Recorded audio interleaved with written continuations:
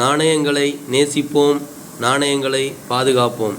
நாணயங்களின் காதலன் doctor P V. Srinivasa Perumal. United States of America Hawaii state quarter dollar 2008ஆம் ஆண்டு வெளியிடப்பட்டுள்ளது. ஹவாய் 1959 ஒரு போர் வீரரின் உருவத்துடன் இந்த நாணயம் வெளியிடப்பட்டுள்ளது. இதற்கு பின்புறமாக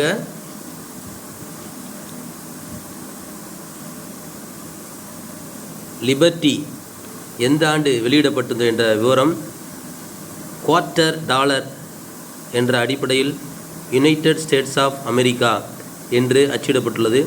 இதில் இன் காட் வி ட்ரஸ்ட் என்று குறிப்பிடப்பட்டுள்ளது. இந்த நாணயத்தில் டி என்று அச்சிடப்பட்டுள்ளது. டி என்பது டென்வர் மின்ட் என்று குறிக்கப்படுகிறது.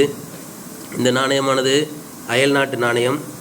இது அன்சர்க்குலேட்டட் காயின் வகையை சார்ந்தது.